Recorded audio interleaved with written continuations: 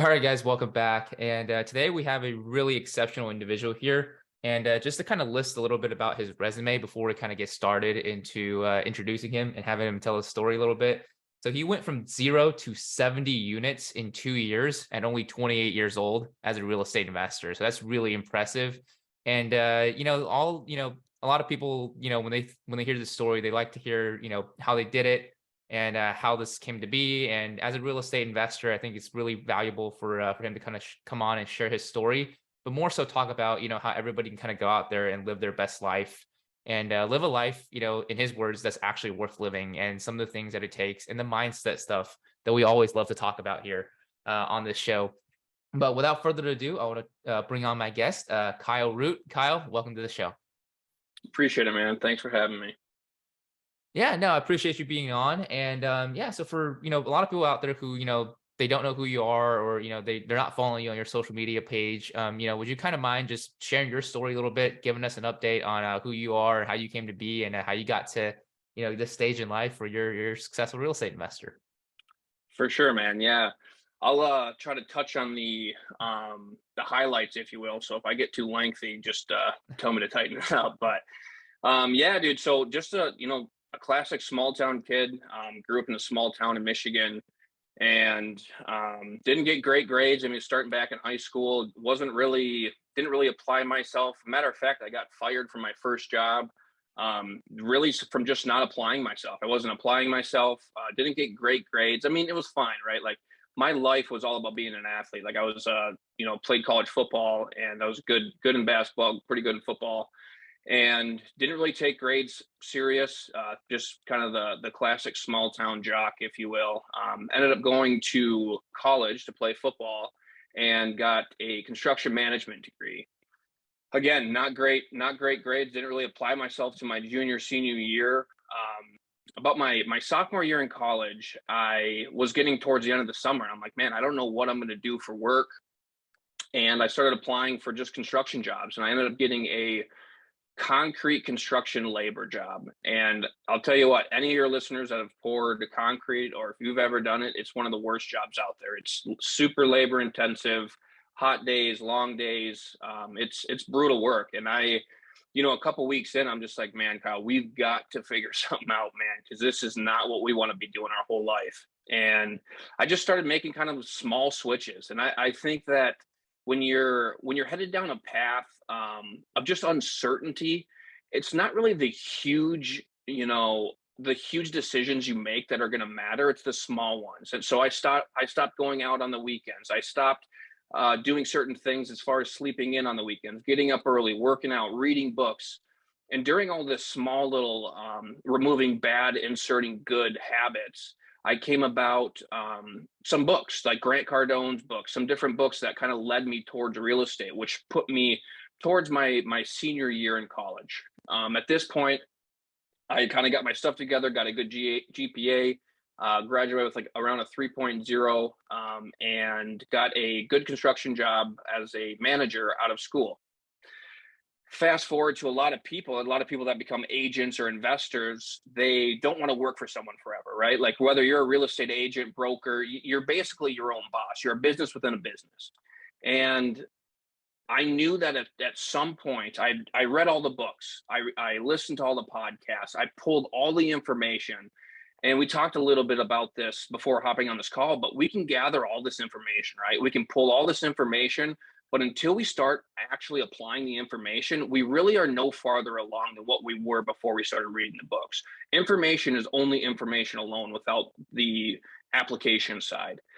So I just said, screw it, man. I've read a lot. I'm going to try to house hack my first duplex. And that was in 2020, actually the end of 2019, kind of going into 2020, just through like the escrow closing period. We ended up closing in 2020, but bought my first duplex, did the old 20% down, had like 30 grand wrapped up into my first duplex. It rented out.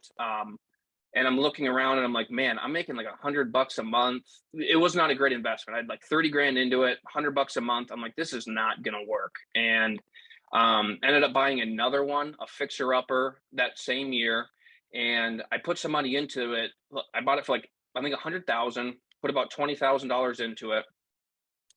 And I ended up going to a bank and I said, "Hey, I've got this property that I think's worth about 150,000 and it's renting for 1,500." The bank appraised it out. They're like, "No, it's actually worth 180." So I was able to cash out, get all my money back, which a lot of people know the term of calling, the Burr strategy. A lot of people use that strategy, right? I basically did it without even knowing about it. And basically from there, man, I was able to start using private equity, hard money lenders, and really just scale the business and just kept compounding those and compounding those. And yeah, at 26, I left my job and then went from 30 units up to 70. And yeah, now that's kind of where we're sitting here now at 28 years old, 70 units, doing some flips to build capital. But yeah, that's kind of where we're at. Nice, man. So yeah, I think it's a really inspiring story for a lot of people out there because you started really young, just like in your mid 20s, and you mentioned kind of getting even private equity from a lot of investors to get into some of these deals. So, and I think when you talk about it, it's definitely going to come down to a mindset thing. But just kind of right off the bat, um, at that age, right, when you're trying to raise money, what are some of the things that you did, whether if it's self improvement on yourself or kind of positioning yourself as an expert in front of other people to even raise that kind of money. Yeah, man, that's a good point because it's certainly tough to get into a room, right? If you only have one property, it's tough to get into a room with people that are sitting with 200, $300,000 and say, "Hey guys, you should listen to you should listen to me, you should give me your money and listen to me because I know what I'm doing." Um, I actually didn't start going the private route until I had about 10. I think I had about 10 units, and I just started with friends and family. I started with friends and family. I started with low amounts to where there wasn't much risk for them, and I knew that if I could execute a few good deals, then my friends and family would start telling their friends and family, and it would keep growing. And if you have the capacity to be able to execute a few good deals and word of mouth starts spreading, now you can start going to the big players and say, "Hey, look, I've done this 3 or 4 times with a smaller pool of money." Numbers are only numbers. If it's $100,000 and you stack another zero at the end, it's only math. A lot of people get scared because of the size of number, but math is still math. The way you run the numbers are still the same way. And that's what I was able to do. Just start small, have the confidence, and really confidence ultimately for me was built off of experience. It wasn't like when I had 1 unit or 2 units or 3 units, I wouldn't have walked in there and said, "You guys should listen to me," because to be honest, I didn't want to feel like a fraud. So I was like, we're going to start small, just pool together some money, execute those few, and then we can start, going and play with the big boys, if you will. And that's what we were able to do. Right. Yeah. And I think that's really important, right? Building confidence just based off of your experience and your track record. But I think for a lot of people as well, when they're just getting started or they're getting, into their first or second deal, they don't have that confidence, right? Because they don't have a track record. And you mentioned in your backstory that in school you didn't even do really well, you're just kind of getting by, and a lot of things like that. So, and for I think for a lot of people, real estate, it just seems to be a really intimidating kind of industry to be in. So when you first got started, right, it's like, what was it that kind of gave you that confidence to go out there and just say that your past, it didn't matter, you're just going to go out there, start fresh, start anew, and do really well on this. Yeah. So when I bought my first one, I probably would have never I probably wouldn't have jumped in, to be honest, if I didn't have a good amount of money saved up. I think I had maybe like $40,000 saved up before I went to my first deal. So I knew that, hey, if I was going to put 20 grand down, 30 grand down, at the very least, I still had money on the side, which I've ran since then.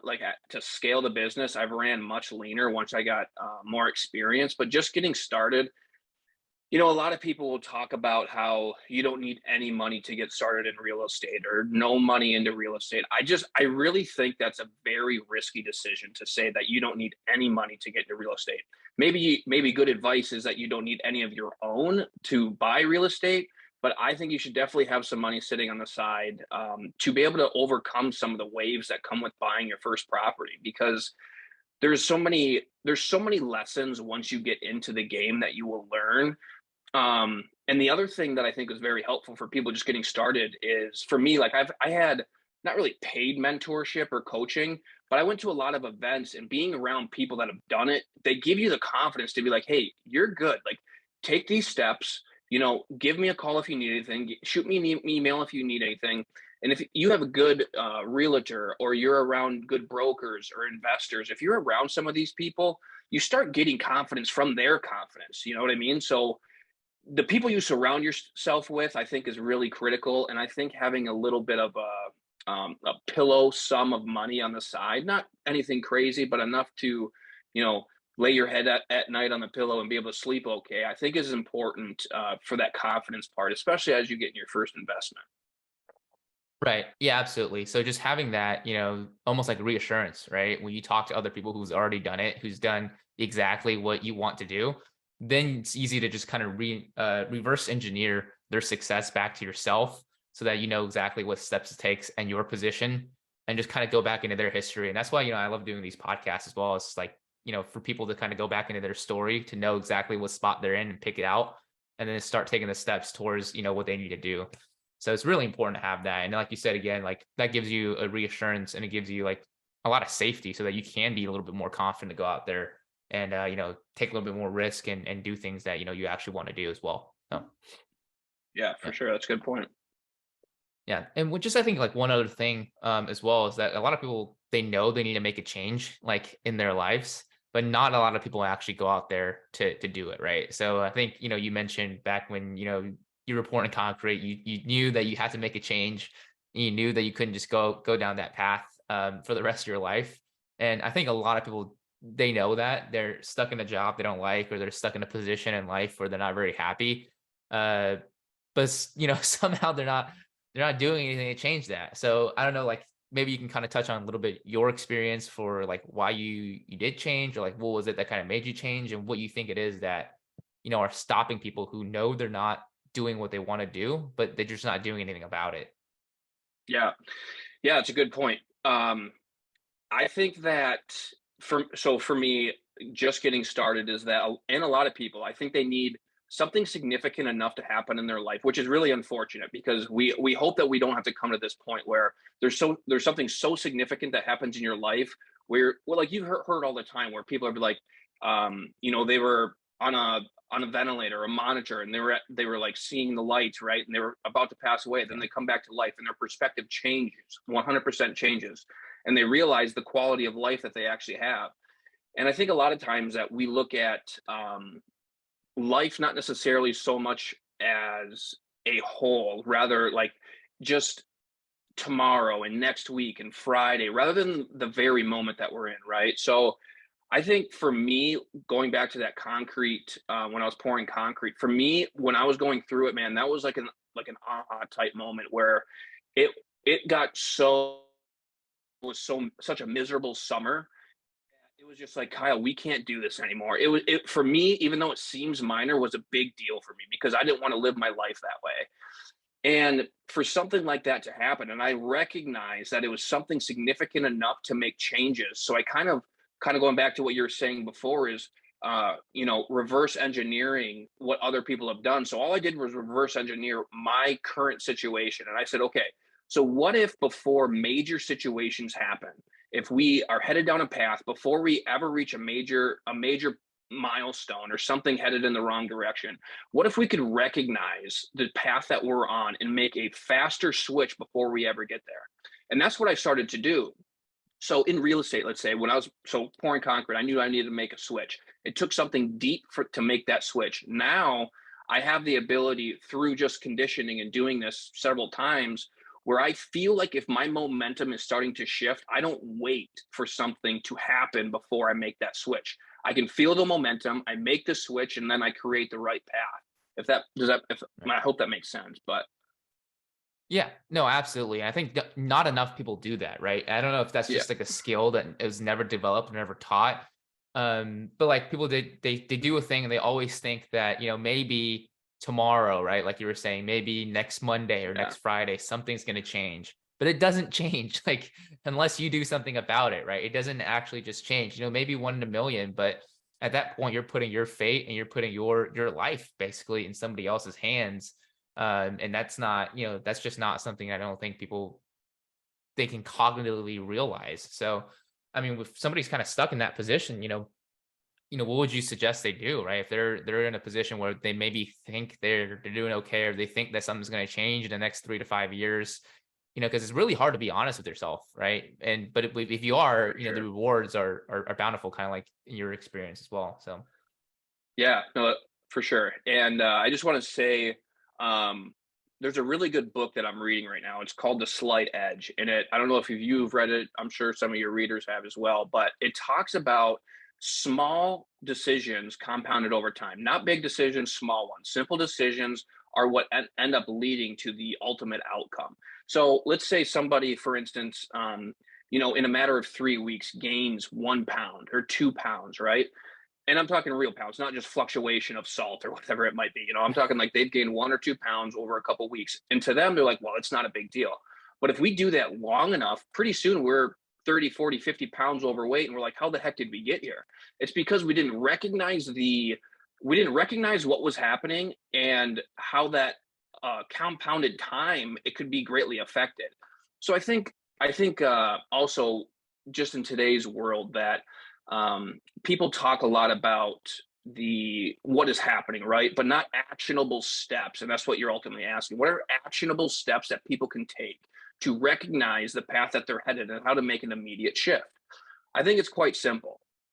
And I think it comes down to recognizing where you want to go. So if let's say you're a real estate agent and you're doing one deal a month, right? And let's say you're buying one investment property a year and you want to increase your volume. You want to get to two deals a month or you want to buy two investment properties a month.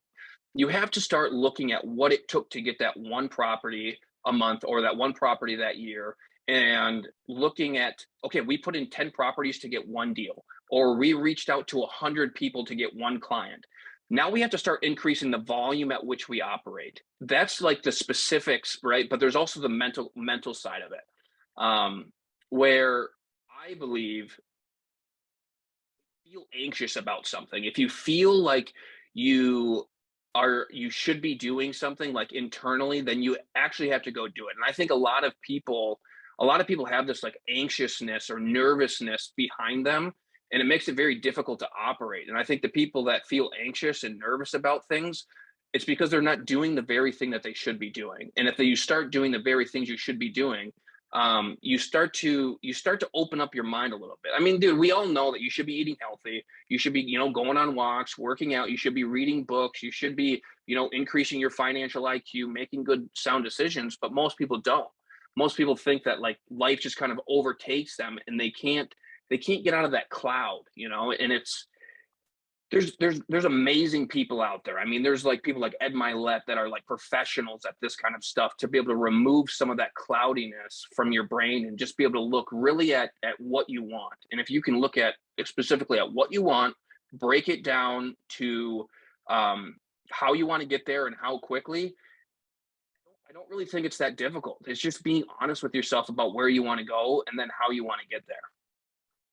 yeah, absolutely. And it's one of the hardest things to do, right? It's being honest with yourself. And like, why do you think that is, right? Why do you think people are just kind of they would rather live, a life that they're not really happy with than just be honest with themselves and start, tracking? Because it starts with, it starts with that, right? Recognition.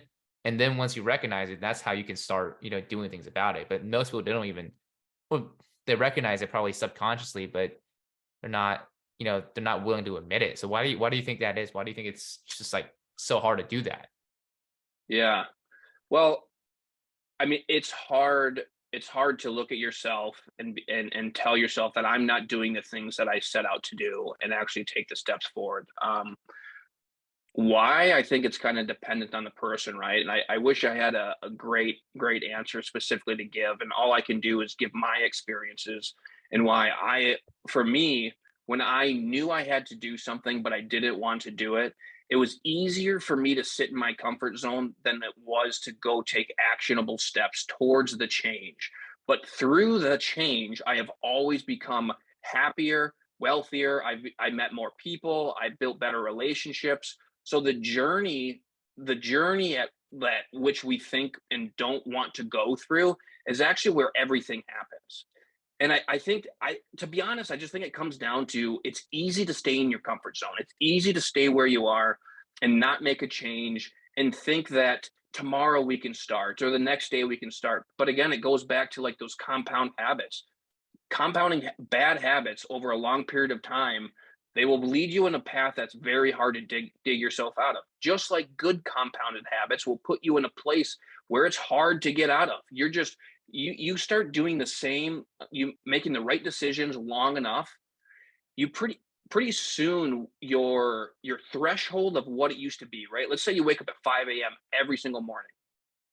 If you were to wake up at 5 a.m. every single morning, you would waking up at 6 o'clock would be like, what are we doing sleeping in so long, right? Like, so your threshold at which you want to operate now changes. And I don't know if that necessarily answers your question specifically, but more importantly, I think just at the end of the day, it's just people like to stay in their comfort zone and it's easy to stay there.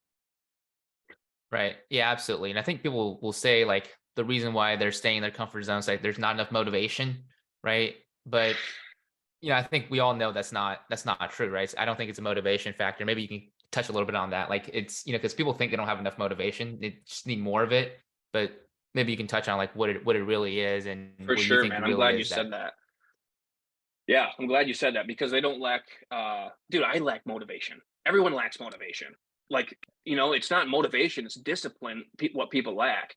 When you tell yourself you're going to do it, you do it because you told yourself you're going to do it. And that's how confidence is created. When you say that you're going to go guys or whatever, when you say you're going to go up to that girl and introduce yourself and you don't do it, your confidence gets shortened. When you say you're going to go door knock 30 houses and you don't and you only do 25, your confidence gets ruined because you're not doing the things you told yourself you're going to do. So they lack discipline, not motivation. Right. Absolutely. And you mentioned something right there. I don't know if you recognize it, but it's keeping your promises, right? Not just to other people, but keeping your promises to yourself. And that's really what builds confidence, right? And what destroys it, on the other hand, is if you made a promise to yourself, right? Like you said, you're going to door knock 30 houses, you thought it and you said it out loud, but you don't go out there and actually do it. That is, I think that's detrimental to your confidence. And I think that's really what it is when, we talk about people not doing things consistently or not taking the steps forward, is that they keep breaking promises to themselves and it just becomes their habitual pattern. And the more you break your promises to yourself, the more, devastated you're going to be. And the lack of self-esteem is just really going to pile on. And you're just going to be that person who's, sitting around and saying, well, I can't do anything about it. The world has to come and help me. So it's so important. And I'm really glad you brought that up. And, you know, you mentioned, I don't know if you recognized it there when you said that, but that's a really important point.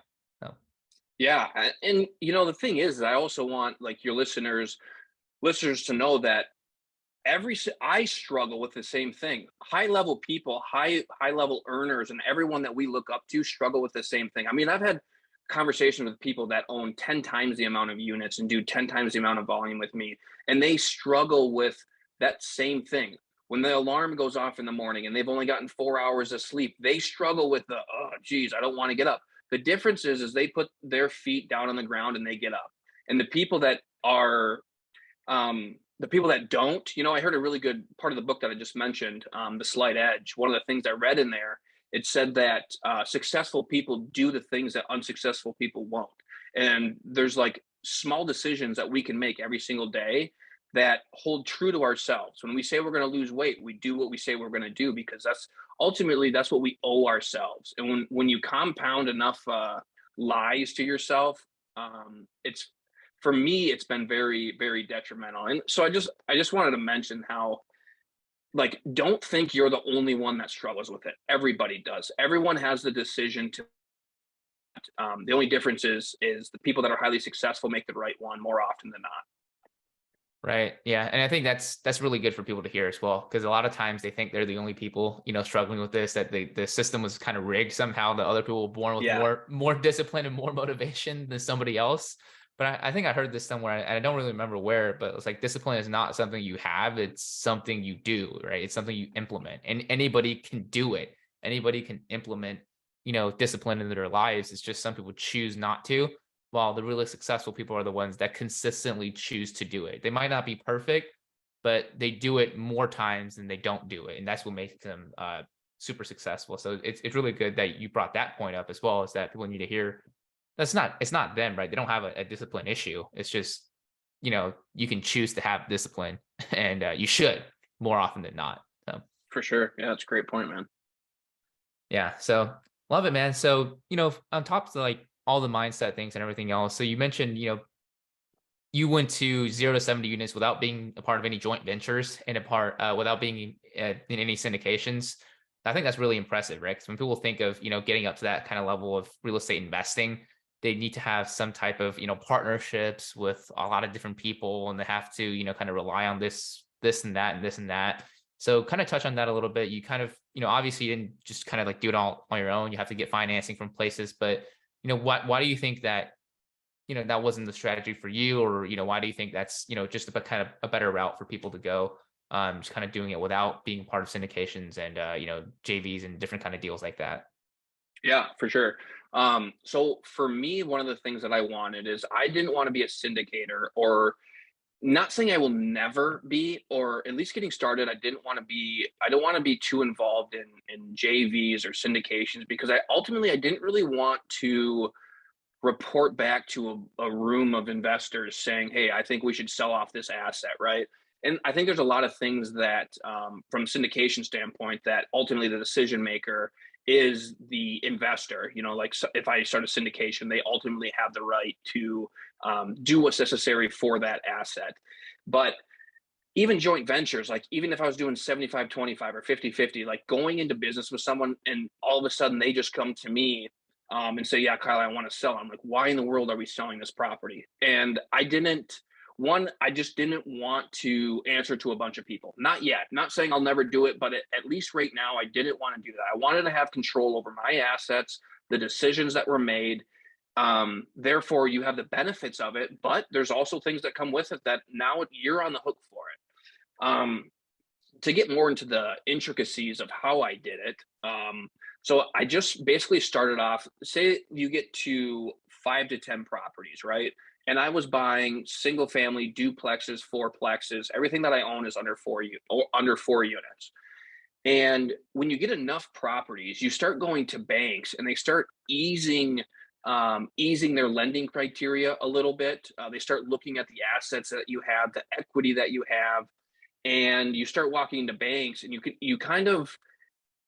able to kind of show them, "Hey, I've got a lot of equity in these properties," which at the time I started. I mean, we all know what happened in the market. I started in literally the hottest growing market time in the history, right? In 2020 to today. I mean, we were getting 2.25 interest rates. Now we're in the mid sevens to eights, and $100,000 houses went to 200. It was crazy. Um, but I just did a lot of small deals, a lot of small renovations, and I was able to just compound a few properties. And once I compounded a few, I started looking around, and I said there was a few things we needed. We needed access to funds, we needed a property manager, and we needed someone that could renovate these properties. And then ultimately, we were going to do a cash out refinance to get our equity back. So we needed commercial lenders. So I asked myself, which could I hire out? So one, we started going to that private equity hard money route for lending. We were able to get it quick. We were able to close fast in 2 weeks. We hired a bunch of property managers. We were in like 3 or 4 different locations. We tested a bunch out, and we found some really good ones that could also help with the renovation. So that helped. And then the commercial lending side, I mean, I just did it today. I reach out to probably 5 to 10 commercial lenders a week, and just blast them an email, building information. This is what I tell. So I do some real estate coaching as well. And I just tell everybody, I say, "Hey, never stop building relationship with lenders ever, because you either need a lot of capital or you need access to it.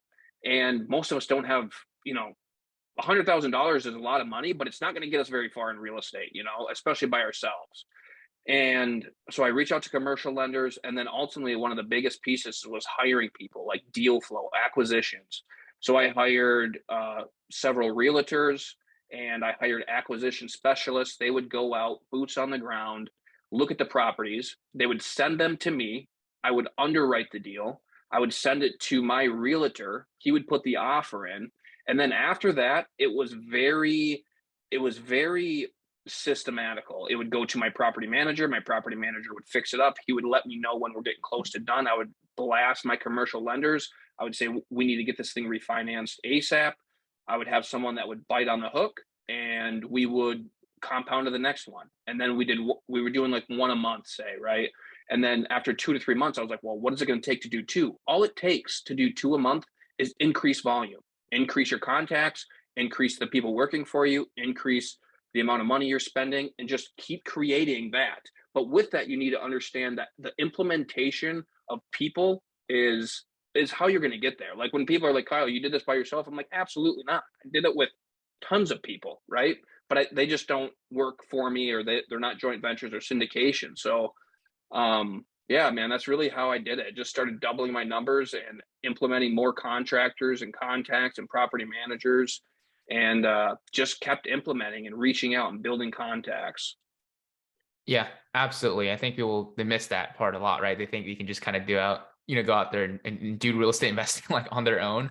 I'm sure people can do that maybe with one or two properties, and I think that's the stories they hear. But if you're really going to scale up, right, you need to start hiring out people, building out systems, duplication, right? Because you have to be able to duplicate your own efforts outside of yourself.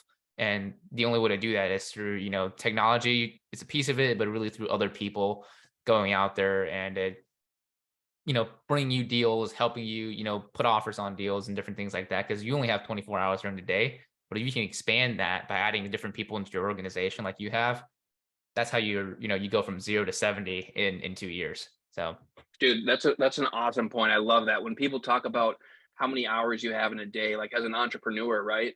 If you have 10 people working for you, it's like, no, I don't have 24. I have 240 hours mhm. that are working for me, you know? And so, yes, maybe you solely have that many, but you have 204, you got 10 people. Well, they've got 24 hours too. So we have 240 hours working for us towards the same system. And that's really, like you were saying, that's really how we can start duplicating and implementing huge systems and really scale something big.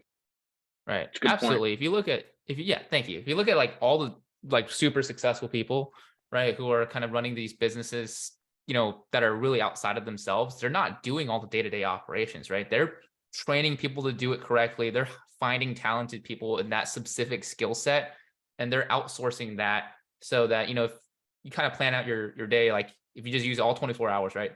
You can do an hour a task. You have 24 tasks you can do throughout the day.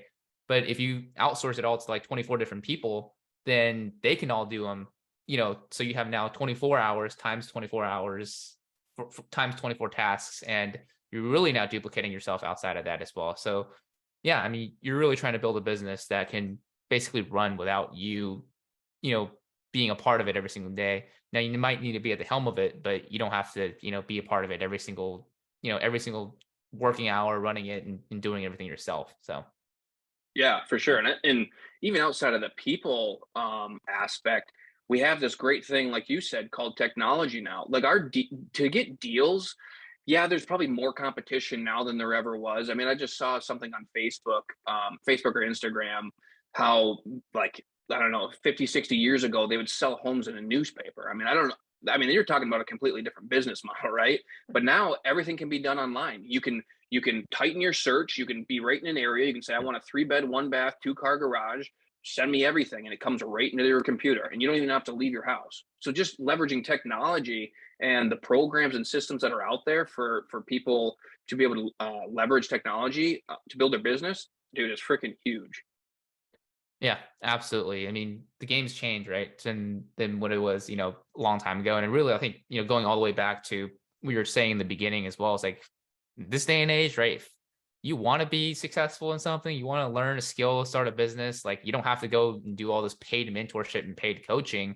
You can just go out there, look at all the free stuff that's out there on the internet, right? Like the content that you're putting out there is great for people looking to get into investing, listening to different podcasts, watching YouTube videos. People can get this information for free. It just really kind of comes down to, whether or not you have the drive to be able to do it, right? Do you actually want to do it? So that's pretty For sure. important too. Yeah. Yeah, all the And just information's out there, just not yeah, all the information's out there for free. Most people just lack the implementation part. Yep, absolutely. Um, and there's something else that I think you mentioned a little bit that was pretty, it's a pretty interesting point that I kind of want to bring up as well. And I know we talked a little bit about this before the podcast, which is, Yeah. you have all these real estate agents out there kind of, on your team, either putting in offers for you, like looking to bring you deals. And I'm sure they do a good job, right? Or else they wouldn't be, working with you. So they do a good job of like doing what they do. But I've seen like a lot just throughout the industry that a lot of licensed real estate agents, they don't invest in real estate themselves.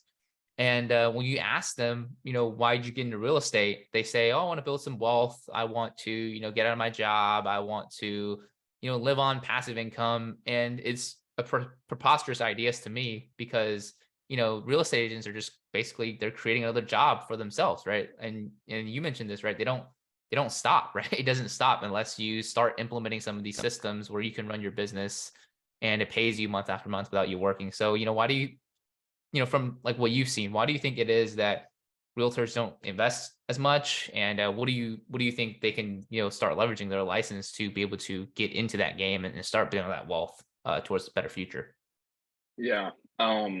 So I heard a really good thing from one of my a broker that I've worked with before. He said, and he's a real estate more honestly, he invests more in real estate than he does from the broker side. But he said that wealth is created through buying real estate, not selling it. And what he means by like Right.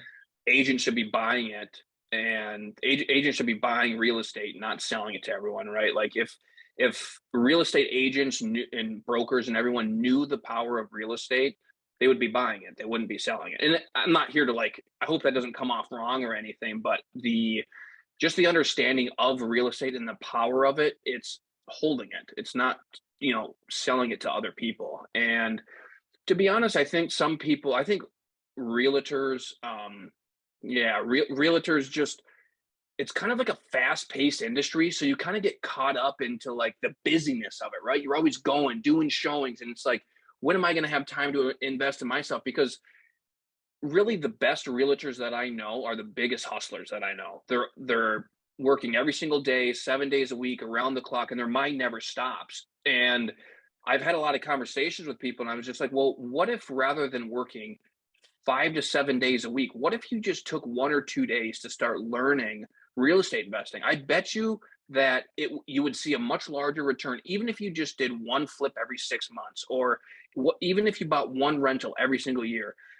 Over a course of 10, 15, 20 years, you would see a much bigger return than the hustle and bustle of doing 100 showings is going to bring you.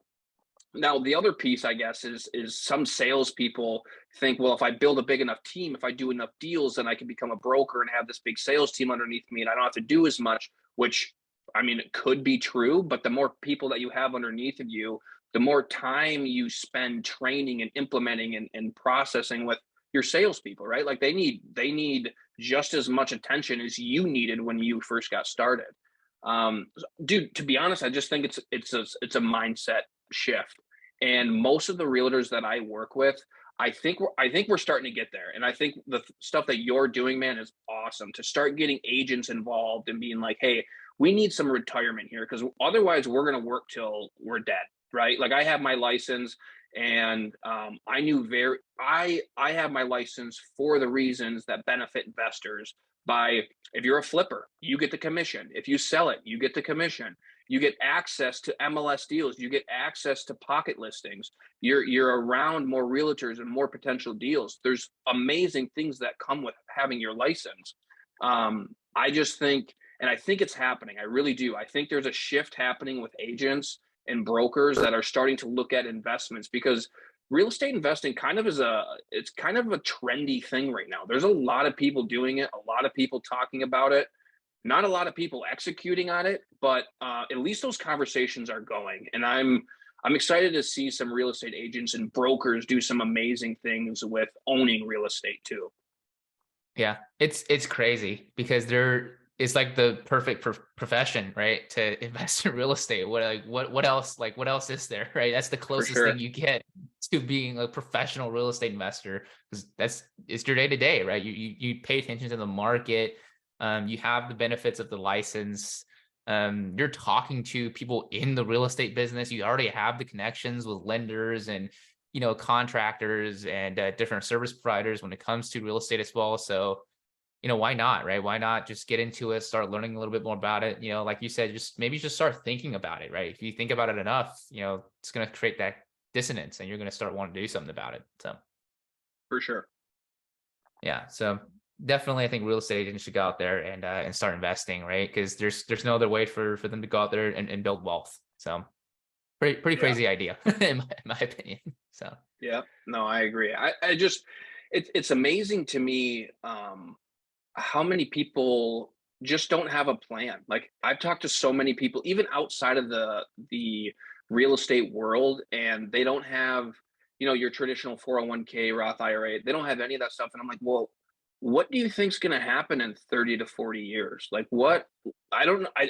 It's a crazy thought to think that that in 30, 40 years you're just going to keep working and working and working. Even though I do think there's that part of, like, the tradition, and this might be like kind of snowballing, but the traditional sense of retirement, right? Retirement, then you're going to stop doing everything. And now we're just going to, like, sip mojitos on the beach. It's like, well, that's just not what human beings are meant to do. Right.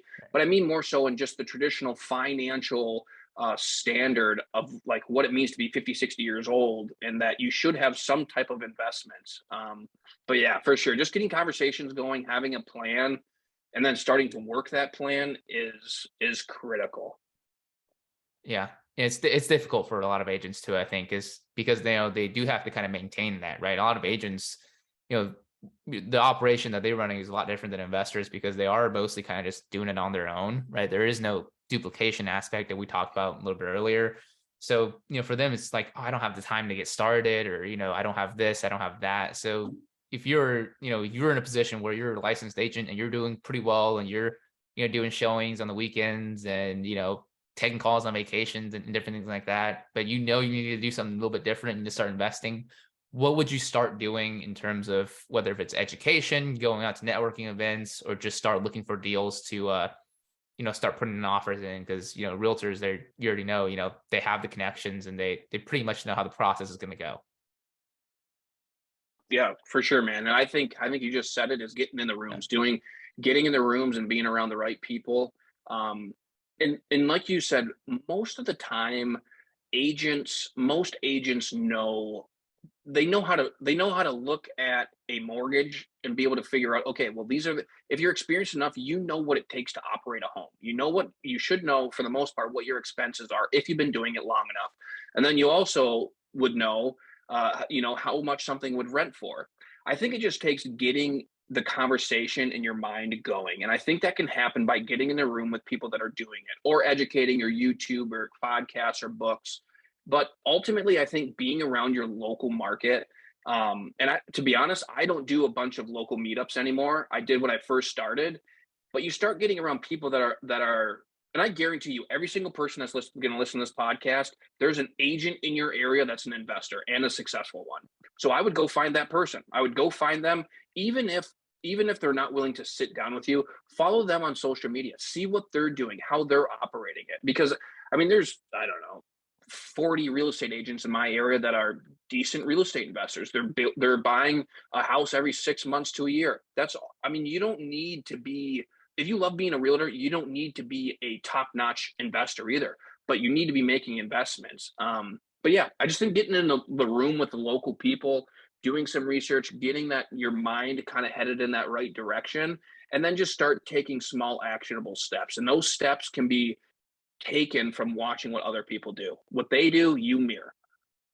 Right. Absolutely. Just like going back to what we are talking about at the very beginning, right? Like find the person that's really successful, that's doing what you want to do, and then just reverse engineer it, right? Mirror their actions, mirror what they've done, and then just do what you need to do to get to the same place that they are. So perfect example there, right? Find the successful investor agent in your market, in your area, and start emulating them, start talking to them, right? Start getting in front of these people. And that's what's really going to start building you up into being the person that you should be and that you want to be as well. So Yeah, and yeah, I just want to say this one other thing yeah, quick. Um, I just want all your listeners to know, from my experience, your first, second, third deal is going to be your hardest deals. Once you've seen it, once you've seen one, two, three deals, I guarantee you it gets easier. So just taking that first step, if you can take that first step, that first property, and you can cash flow and you can be in a good position, even if you're only making $100 a month, you're doing good because it's going to get better. You're going to learn more. The deals continue to get easier. Yeah, maybe the renovation time, can get better. The budgets can get better, but just understanding that in deal 3, 4, 5, 8, 10, it gets easier. So don't, your first one is going to be your toughest. Don't give up after one or two. Keep going because it does get easier. Right. Yeah. And another thing I think I've heard before is that, a lot of times you get into that first deal, right? And you really kind of want that one to go right, or you at least don't want it to go wrong, because that can Yeah, really mess up somebody's mindset and momentum. So would you agree with that? Kind of be a little bit more conservative on that first deal to make sure at least nothing goes wrong. And you don't lose like 50 grand on that deal, because that will probably just get somebody out of the game immediately. for sure. Yeah, I think I've seen it. I've seen people get in their first real estate investment. It was way too big of a renovation. It was way too big of a project for them. It was way too risky. And it tanked them. It shut the lights off on their investing career. So for sure, be conservative in your numbers.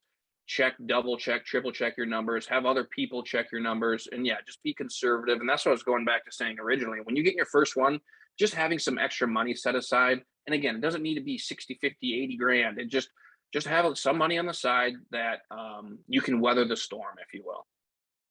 Yeah, absolutely. So those are all great tips. So yeah, I really appreciate you coming on the show today, Kyle, and sharing your tips. And for our listeners kind of listening out there that or viewers that kind of want to reach out to you and learn a little bit more about what you do and some of the coaching that you offer. I know you do a lot on social media. What are like the best places to follow you and kind of check your stuff out? Yeah, so I post the most on Instagram, and my username is KJ_root. I try to post there as much as I can. Definitely a couple times every week on my story every day, and just yeah, just putting out a bunch of free content. And if you're interested in coaching, DM me, and if not, just DM me. Just because I love talking real estate, I love helping people. Yeah, man, it was awesome. I appreciate you having me on. This was fun. Awesome, man. Well, I appreciate you sharing your knowledge, and I definitely learned a lot, and hopefully our listeners did too. But before I let you go, is there any last thoughts, any last valuable tips you want to kind of leave with us here before I let you sign off here? Just in closing, just kind of wrapping up everything that we've talked about here in the last 40, 50 minutes Yeah. is just start taking the steps. They don't need to be big steps. Get educated. There's going to be great opportunity coming our way. Just get educated, take small actionable steps, and just just take the steps necessary to get your first, second, third investment, and just know that it gets easier. You like anybody can do it, right? I mean, if I can do it, and you guys just heard my story, if I can do it, you guys can do it. So just start taking some actionable steps forward, and it's gonna get compound, and good things are coming for sure. Awesome, man. I love it. Great. Thanks for sharing your knowledge today. Hope you guys got a lot of value to this. And I want to thank you again, Kyle, for being on the show. And thank you guys all for tuning in. And we'll see you guys on the next show. Take care.